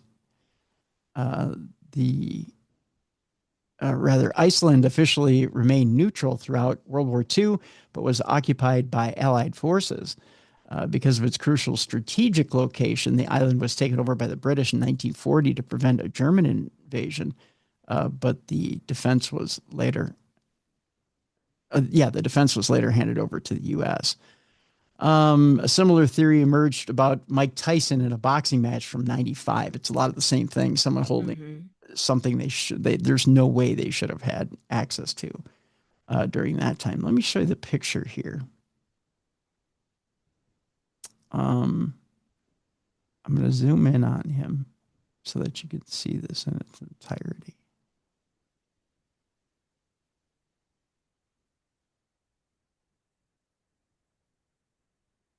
Because it's kind of funny. This guy kind of looks like a younger version of my grandfather, to be honest with you. Okay. Kind of looks like he's talking on something, doesn't it? Yeah. I'm surprised someone hasn't asked AI what the guy's doing. Right? Uh-huh. Yeah. It's interesting. I'll give it,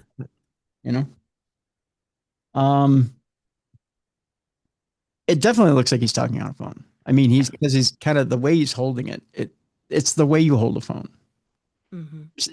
There's no way he's listening to a watch, because when you listen to a watch, you've got a tighter grip on a watch. Right.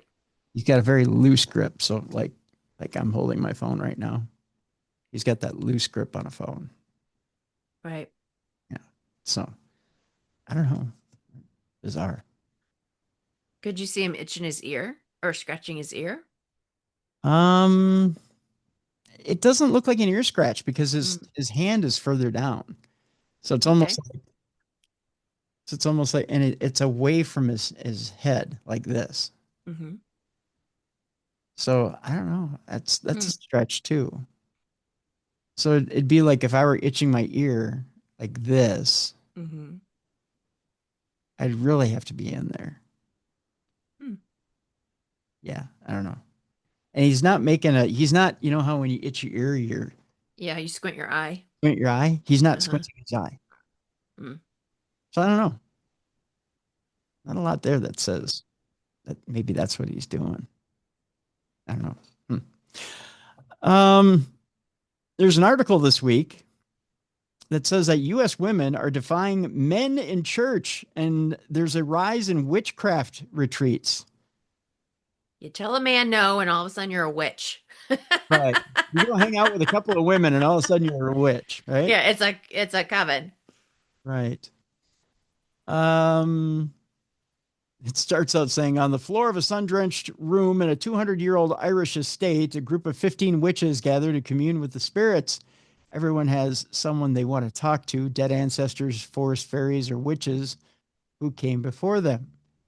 And the room has the same expectant charge as the first day of school. Some of the witches wear long black capes and bandanas. Some of them wear Columbia fleeces, the jacket of many witches, by the way. Spaghetti strap tank tops and Adidas sneakers. Isabella Ferrari, known as Penny the Witch, that would be a great cartoon, wouldn't it? Penny. Mm-hmm. Yeah. Sounds cute. It does. Guides the women as they make divination maps, sheets of paper covered with yeses and nos that work like Ouija boards. The witches ask their questions, and the spirit guides the crystal pendulums with their hands towards the answers. One of the women, Terramonte, screeches as her pendulum begins circling uncontrollably. Isabella, do I stop this? She says. Someone really wants to talk to me. Later, she will confess she believes it was her archangel Michael letting her know yes. Her parents are really proud of her. Yes, they still loved her. It's the first full day of Greenvale, a sold-out witchcraft retreat. Ferrari regularly teaches or hosts to teach women from around the world how to conduct their own spellcraft sessions and broader somatic healing work. I almost said semantic, but it's somatic. They make candles together. They confront their ancestral trauma. They form a tight community through their retreats. Through the retreat, they form a tight community, though the retreat is only 2.5 days long. There, I got that out. We're so used to not trusting ourselves and to second guessing our intuition, especially women who have been taught to disconnect from their inner wisdom, Ferrari tells them. In a sense, this divination workshop is less about the spirits than the women themselves. A practice of learning to believe you have the power to summon answers, to regard your own instincts as something sacred. As a final housekeeping announcement, Ferrari encourages everyone to avoid the underworld and its demons. Today, stay with the fairies, she says, an instruction met with completely comprehending gazes. Later, the process of sharing who they summoned becomes intensely emotional. I spoke with my boyfriend who killed himself, Monty says. I spoke with the brother who was like a father to me, says a Massachusetts-based hearing specialist. Another woman forgoes her divination map to instead scrawl out a message in an unknown language. She says an unnamed spirit delivered to her. How do you know it's not a demon? That's true. Unknown language. That's right. As they share their stories, the women weep together, but what they have summoned in reaching their dead is not only grief, it is also frustration that lives underneath their loneliness. Ferrari instructs the women to lean into those feelings, chanting together, I will learn to use my voice, and I am so afraid. Do you really want to be afraid in front of some big bad entity like that? Yeah, because I thought you weren't supposed to tell him that you're afraid. Right. Perhaps louder than anything else, she has the women practice calling out, I am so angry, I am so angry, I am so angry. This sounds like an SNL skit. For many, it is the first time they have had said it out loud in a room that wanted to hear it. Well, that's healthy. I mean, I'll give them that. Ferrari, who is Italian, has filled rooms like this over and over again across continents. When her Ireland dates in April first sold out, she also added more.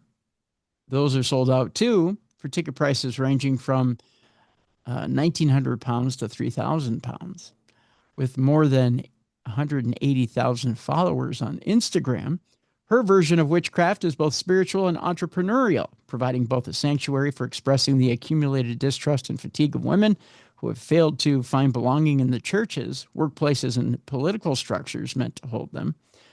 Witchcraft retreats like Ferraris have I can't say that word, proliferated across the U.S. and Europe over the last decade. The practice they've built around resists easy definition, equal parts ancient folk magic, herbal remedies, and self-soothing rituals. It encompasses everything from the spellcasting done by a self-directed pagan to solitary practitioners who scatter protective salts around their horses. If you buy a crystal, that's witchcraft. If you practice manifestation, that's witchcraft. I'm going to skip ahead a little bit here because it's a little bit of a longer story.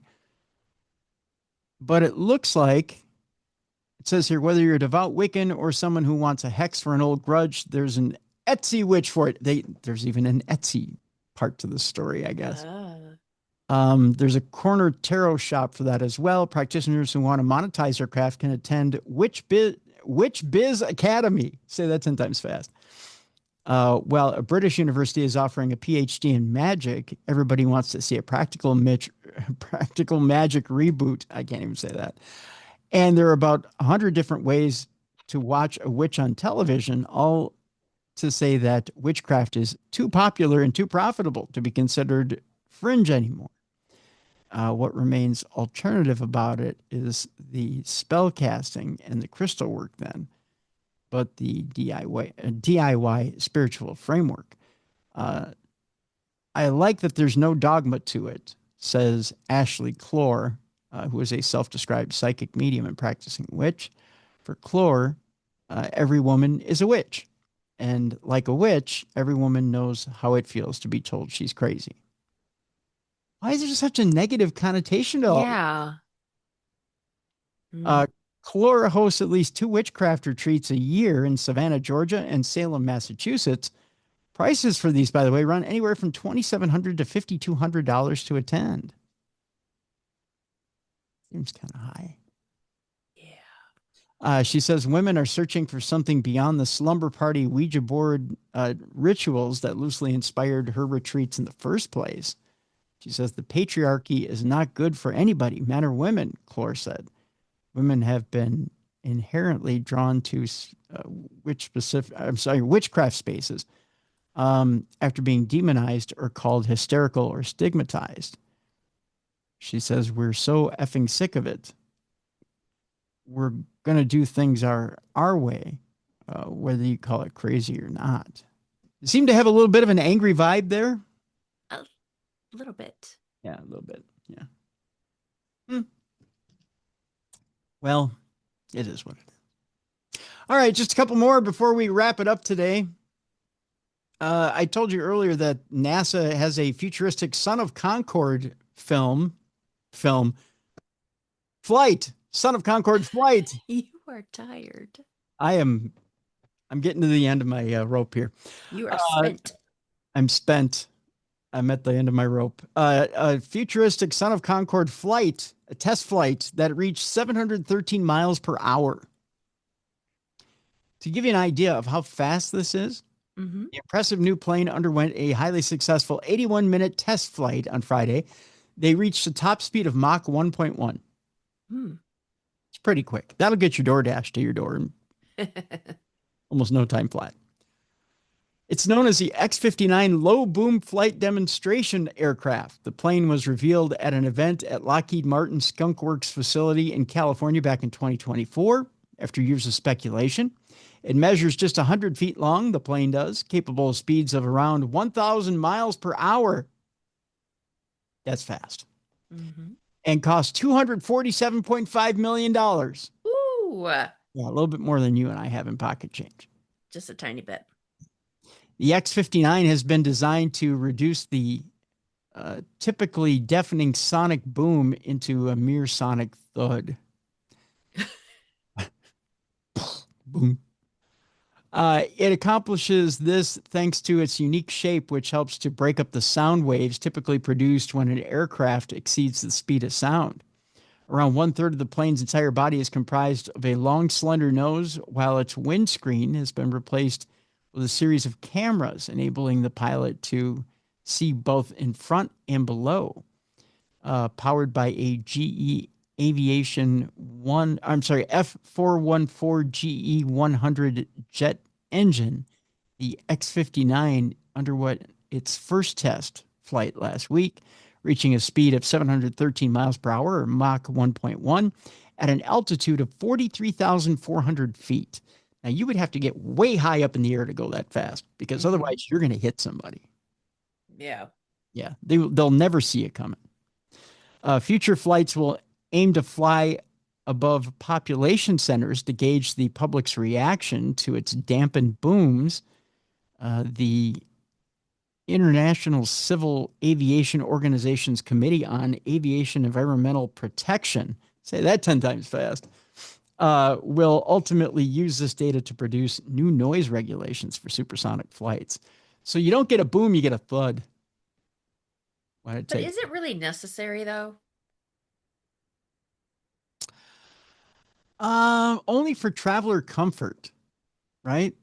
So if you want to get from New York to Paris, I only remember this from a Steely Dan lyric. So the whole thing was actually it was Donald Fagen who said 90 minutes from New York to Paris. So it's supposed to be in the future, right? Get there from on an airplane from 90 minutes. I think the idea is eventually, boom, we'll be able to do it faster and faster, right? But sometimes I just feel like sometimes when you do that, it doesn't turn out good.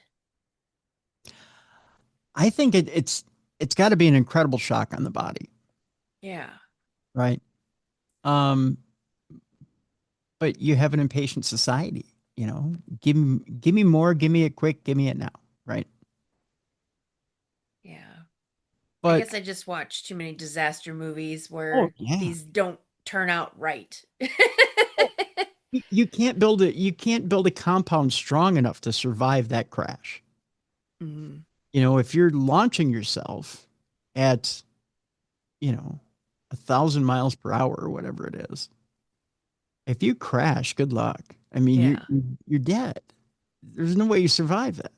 I just see too many things going wrong. Yeah, yeah. There's no way. There's no way you can live. But maybe that's part of what you're signing on for. You know, Yeah. I'm gonna get flung across the continents or whatever to make it. Let's say you're going from New York to Paris, and you want to minimize your travel time. Let's say you can't sit. Maybe you're like me. You have chronic pain, right? And you've always wanted to go to Europe, but you can't sit 14 hours or whatever it is to go there. So you take the Son of the Concorde. You're like, it's going to get me there in 3 hours or whatever it is. You're like, yay. Right. I mean, I have a tough time already flying to LA. LA is a killer flight for me. So you think, all right, well, if I can get to Paris in that time, well, let's do it. Right.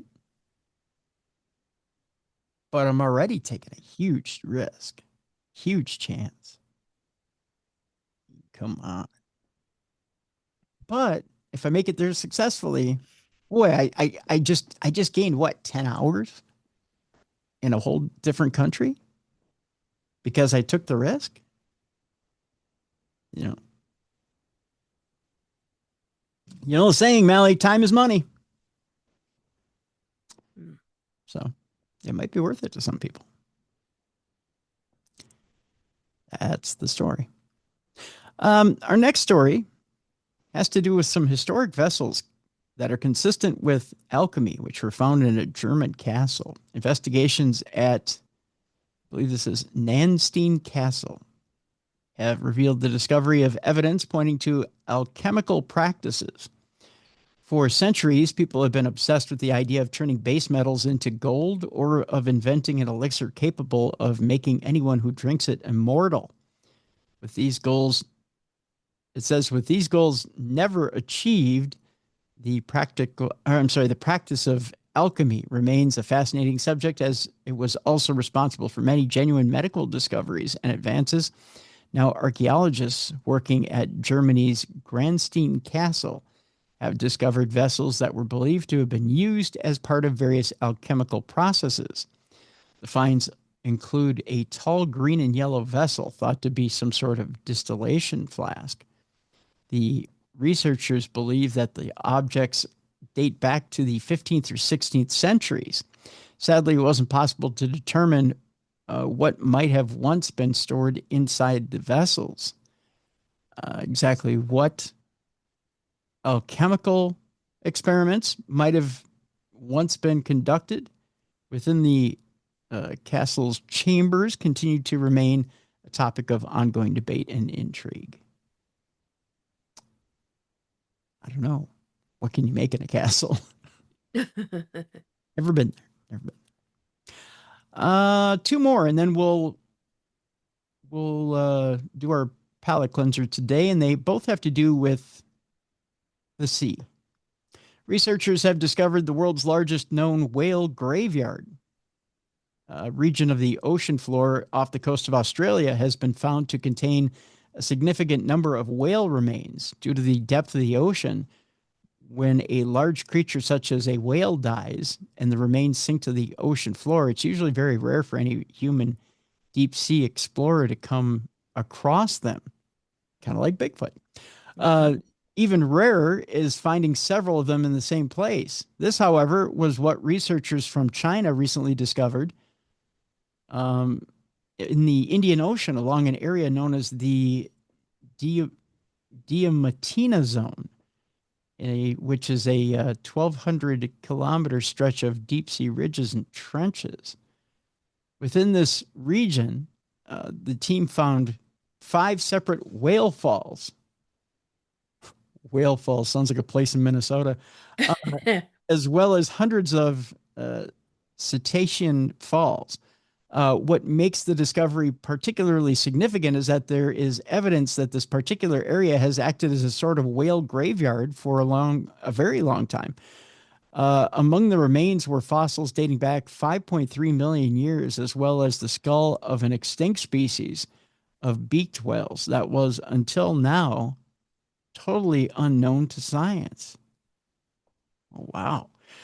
These findings reshape our understanding of the limits and biogeography of whale fall ecosystems and establish some deep sea floors as fossil archive for tracing cetacean revolution over geological time, said study lead author Ji-Kun Song. So, yes, Virginia, whales have graveyards. That'll keep you up at night. It won't keep me up at night, but it'll keep you up at night. Spooky. And also spooky, and something to keep in mind, there's a warning in New York over an invasive fish that can survive out of water. Yes, there's such a thing as a fish out of water. And coming at you like this. Because it doesn't have like legs and feet. True. A species of invasive fish in the United States has prompted a warning from wildlife authorities in multiple states.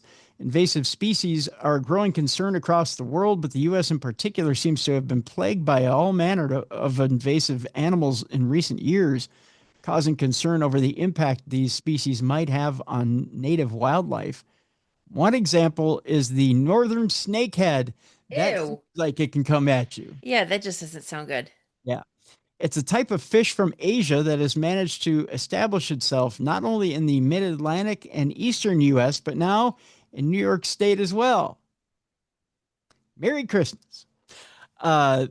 This particular creature has no natural predators and is even able to survive out of water for days at a time, providing it doesn't dry out, enabling it to move from one body of water to another. So concerning is the impact on the local ecosystem that wildlife officials have taken to asking anglers not to return them to the wild if caught and to take steps to kill any that they happen to catch. That good, huh? They don't belong. They don't have a natural predator.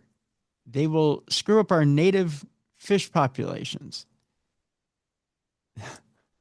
They tend to eat pretty much anything they can put in their very large mouths, said New York State Regional Fisheries Manager Heidi Riordan. She told that to CBS News. The fish, which resembles a snake, can lay Ew. thousands of eggs at once, Oh God. and they can hatch within days. Ugh. You're welcome. And they eat anything? They eat anything. Blech. Exactly how many there are already in the waterways of the U.S. remains unclear. So go on out and look for them by name. You may find one in a grocery store near you. No, I'm just kidding. The snakehead, everybody. Gross. Yeah. All right. With that, I feel like we need a real good old-fashioned palate cleanser. One that we can all look forward to, right? A little something to make us happy. I saw this story. It made me ecstatic. I tell you why, Mal. It's been a rough week, especially pain-wise. So I says to myself, I says, I need a bit of good news. Well, I ran across this article, Mallie, and I'm sure a lot of you are going to be happy to hear this as well. Stanford scientists have managed to regrow lost cartilage and reverse arthritis in a major breakthrough. Right? Scientists may have found a way to regrow aging cartilage. I got to stop drinking rum and Coke before the broadcast. And stop arthritis before it starts, potentially making joint replacements far less common. Now, I don't know if you've ever known somebody or loved somebody who's had a joint replacement. Nope. I watched my grandmother before she passed do 2 knee replacements back to back. It was heart-wrenching. It was one of the most painful things I've ever watched somebody go through. This was back when, I mean, they would take out the bone and just, boom, put the knee in, right? Yeah. They'd saw off your bones, put the knee replacement in, and, you know, they do one, and then 6 weeks later, they do the other. And it was barbaric. That's the only way to put it, was barbaric. But a new treatment that blocks an aging-related protein restored lost cartilage in old mice.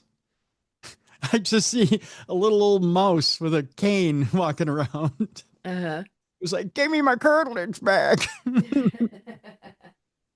And help prevent arthritis after knee injuries. Human cartilage samples showed similar signs of regeneration, raising hopes for a future drug that could repair joints instead of replacing them. That's something kind of cool. A treatment that targets a protein linked to aging has restored lost knee cartilage in older mice, prevented arthritis from developing after serious joint injuries. Researchers also found encouraging results in human tissue. Samples collected during knee replacement surgeries began producing new functional cartilage when exposed to the treatment.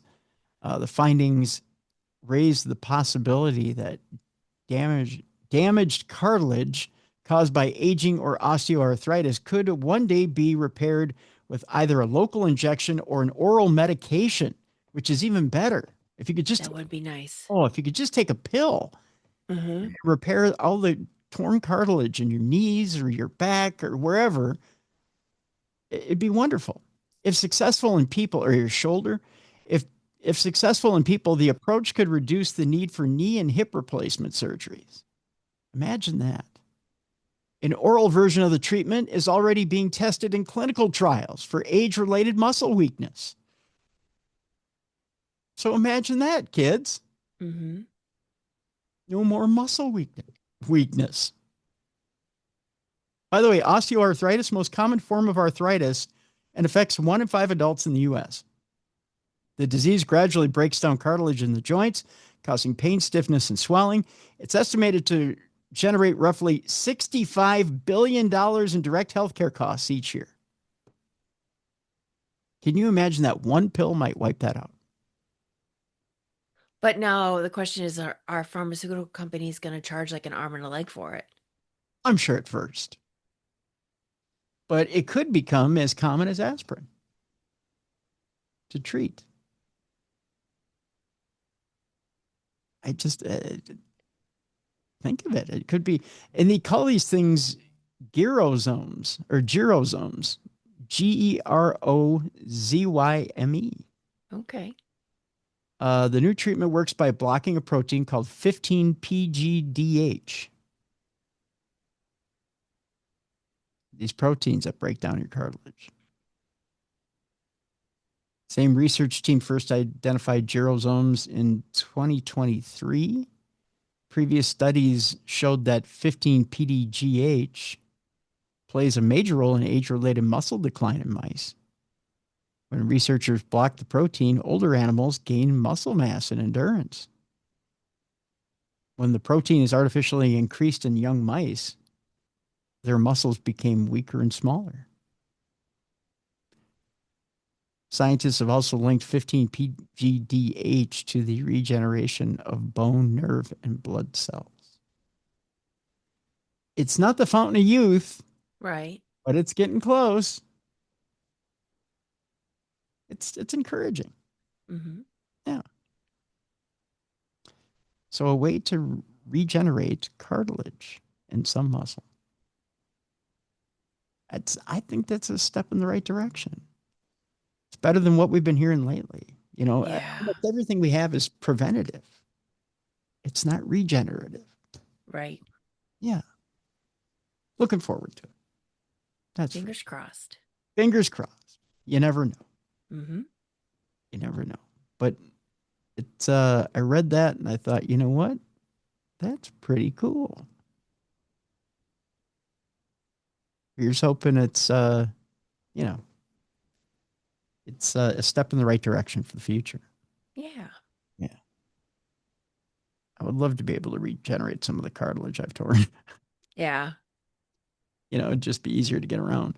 Mm-hmm. Think Because about all the athletes that will do well from that. oh yeah. I mean, if you've ever had to have a rooster comb shot in your knee, you know what it's like. It's horrible. And it almost never works. Mm-hmm. Yeah. So here's hoping that this will work. So yeah. Good stuff. So that's how we end today. On a positive note. Yay. Hey, that maybe someday we'll get our cartilage back. You gotta look at it that way. Someday, hopefully, we'll get our cartilage back. Yeah. Yeah, that's what we're looking forward to. All right. Any notes on your end, Mallie, before we launch into the end of this deal? I am working on organizing an investigation. Really? Yeah, a little paranormal investigation here in town. Otherwise, that is basically it. So yeah, it's been a while since I've investigated somewhere. Yeah. Can you give us So any hints as to potentially where, or is that it is a church. really? Yeah. So it's weird because the last place I investigated was a church. So we got some really cool things, but like chanting and stuff. But yeah, the actually it was weird because I reached out to that person that I met up with for that investigation just to say hi.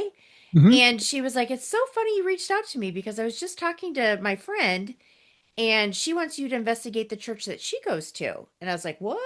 So my town is very haunted. Yeah. It's yeah, everybody I talk to, their house is haunted, their business is haunted.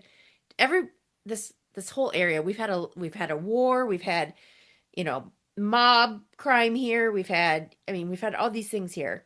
And so it's we've got a lot of history. So Wow. a lot of hauntings. All right. So yeah, so that's what I'm working on right now. How about That you? sounds wonderful. Yeah. Um, well, we got a few things in the hopper, but tomorrow's show is one of them. Tomorrow on the big program, Rebecca Parmichael will be with us. And she'll be demystifying ghost hunting for a new generation. So it kind of ties into what you're doing. Okay. Yeah.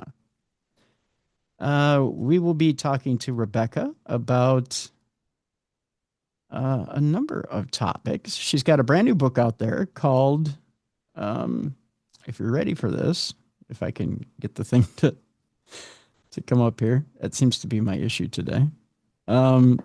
She's got a brand new book that is called I know it says the something something ghost hunting. Yes. The Not So Scary Guide to Ghosts. Okay. And how to make the paranormal normal. All right. So we'll be talking about that book tomorrow on the big show. But that is our show tomorrow. Very cool. Yeah. So, and we got some other things in the hopper as well. Mm-hmm. We're working on. So always something going on. Always something going on. So that'll do it for today, though. To remind you guys, make sure you've got your Darkness Radio Apple apps updated. Make sure that you support the show and order your True Crime Tuesday and Darkness Radio swag. Please help us out here and support the show. Remember, the only way that we support the show around here is not only through the ads you hear on the show, but if you actually contribute to the show and order some swag. So please, if you would, order some swag, help us out. I think that's it, Mallie. I think that's all I got for people. Oh, by the way, also, the executive producer of this program is Troy Palmer. Thank you, Troy, for everything you do. And our we forgot to mention our sponsor today is Jelly Bean and Julia. So, again, your specials for this week, you've got your bar specials for Tuesday, Wednesday, and Thursday this week. You've got the prime rib special out there on Friday, that wonderful smoked prime rib on Friday. Make sure you go out there, and I'll be out there on Friday night for the smoked prime rib this week. And then on Sunday, you've got breakfast out there. Jellybeanandjulias.com. Make sure that you check out Jelly Bean and Julia's. Not only do great barbecue, you've got live entertainment on Saturday. You've got breakfast on Sunday. Jellybeanandjulias.com. And I think that's it, Mallie. I think that's it. Tomorrow when we check in with Rebecca Parmichael and ghost hunting for a new generation. All righty. All right. All right. We're out of here. We'll see you tomorrow for Rebecca Parmichael right here on the best in paranormal podcasting. We'll see you tomorrow right here on Darkness Radio. For more audio and video archives of the show, intriguing content, fun events, and cool swag, check out darknessradioshow.com. The executive producer of Darkness Radio is Troy Palmer. If you enjoyed today's program, please make sure you like and subscribe. This videocast is copyrighted for the private use of our audience. Any other use of this videocast, including audio, video, descriptions, or accounts of today's show, is prohibited without the consent of Darkness Radio Management. Thank you for watching, and tune in tomorrow for How to Make the Paranormal Normal with Rebecca Carmichael.